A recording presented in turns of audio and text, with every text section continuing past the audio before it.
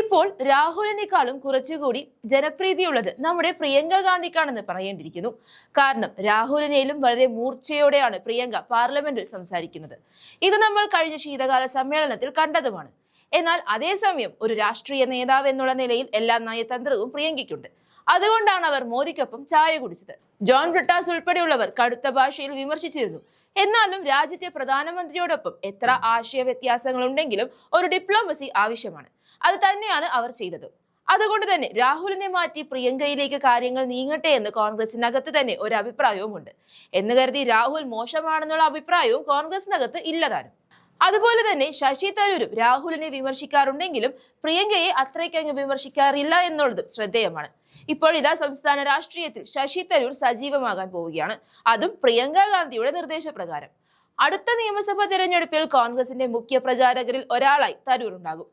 ഇപ്പോഴിതാ വയനാട്ടിൽ നടക്കാൻ പോകുന്ന ലക്ഷ്യ 2026 രാഹുലിനെ വെട്ടി പ്രിയങ്ക ചില കടുത്ത തീരുമാനങ്ങൾ എടുക്കുകയും നടപ്പിലാക്കുകയുമാണ്.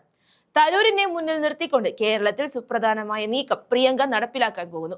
അതായത് ഡൽഹിയിൽ നിന്നും ഒരു പ്രിയങ്ക ടച്ച് കേരളത്തിലെ കോൺഗ്രസ് രാഷ്ട്രീയത്തിലേക്ക് നേരിട്ടിറങ്ങാൻ പോവുകയാണ്. വയനാട്ടിലെ മിന്നുന്ന വിജയത്തിന് ശേഷം പ്രിയങ്ക ഗാന്ധി കേരളത്തിലെ പാർട്ടി കാര്യങ്ങളിൽ സജീവമായി ഇടപെട്ട് തുടങ്ങിയിരിക്കുന്നു. അതിന്റെ ഏറ്റവും വലിയ തെളിവാണ് ഇപ്പോൾ പുറത്തുവരുന്ന വാർത്തകൾ. തരൂരിസം വീണ്ടും കോൺഗ്രസ് വേദിയിലേക്ക് ശക്തമായി തിരിച്ചെത്തുന്നു. ലോക്സഭയിൽ ഹാട്രിക് വിജയം നേടിയ ശശി തരൂർ ഇനി കേരള നിയമസഭയിലേക്ക് മത്സരിക്കണമെന്ന കൃത്യമായ നിർദ്ദേശം ഹൈക്കമാൻഡിൽ നിന്നും, പ്രത്യേകിച്ച് പ്രിയങ്ക ഗാന്ധിയിൽ നിന്നും ഉണ്ടായിരിക്കുന്നു. കോൺഗ്രസിന് പുത്തൻ ഉണർവ് നൽകിക്കൊണ്ട് പ്രിയങ്ക ഉയർത്തിക്കാട്ടുന്ന തരൂർ എന്ന തുറുപ്പ് ചീട്ട് എങ്ങനെയാണ് കേരള രാഷ്ട്രീയത്തെ മാറ്റിമറിക്കുക എന്നാണ് ഇനി അറിയാനുള്ളത്. സംസ്ഥാന രാഷ്ട്രീയത്തിൽ സജീവമാകാനുള്ള ആഗ്രഹം തരൂർ നേരത്തെ തന്നെ പ്രകടിപ്പിച്ചിരുന്നുവെങ്കിലും പല കോണുകളിൽ നിന്നും എതിർപ്പുകൾ ഉണ്ടായിരുന്നു.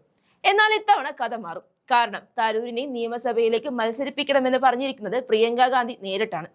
ഗ്രൂപ്പുകൾക്ക് അതീതമായി ചിന്തിക്കുന്ന യുവജനങ്ങളെയും മധ്യവർഗത്തെയും ഒരേപോലെ ആകർഷിക്കാൻ കഴിയുന്ന തരൂരിനെ മുൻനിർത്തി പോരാടാനാണ് പ്രിയങ്കയുടെ നിർദ്ദേശം. ഇത് കോൺഗ്രസിലെ ഗ്രൂപ്പ് മാനേജർമാർക്കുള്ള ഒരു മുന്നറിയിപ്പ് കൂടിയാണ്. ഇനി നമുക്ക് തരൂരിസം എന്ന ആശയത്തിലേക്ക് വരാം. എന്തുകൊണ്ടാണ് ശശി തരൂർ നിയമസഭയിലേക്ക് വരുന്നത് ഇത്രയേറെ പ്രാധാന്യം അർഹിക്കുന്നത്? കഴിഞ്ഞ 15 വർഷമായി തിരുവനന്തപുരത്തെ ലോക്സഭയെ പ്രതിനിധീകരിക്കുന്ന തരൂർ ഒരു സാധാരണ രാഷ്ട്രീയക്കാരനല്ല. അദ്ദേഹത്തിന്റെ വിശ്വപൗരൻ എന്ന പ്രതിച്ഛായയും വികസനത്തോടുള്ള കാഴ്ചപ്പാടും യുവാക്കൾക്കിടയിലുള്ള സ്വാധീനവും കേരളത്തിലെ മറ്റൊരു നേതാവിനും അവകാശപ്പെടാൻ കഴിയാത്തതാണ്. അടുത്തിടെ നടന്ന കോൺഗ്രസ് കോൺക്ലേവുകളിൽ തരൂർ നടത്തിയ പ്രസംഗങ്ങളും ഇടപെടലുകളും വിരൽ ചൂണ്ടുന്നത് ഒരേ ഒരു കാര്യത്തിലേക്കാണ്.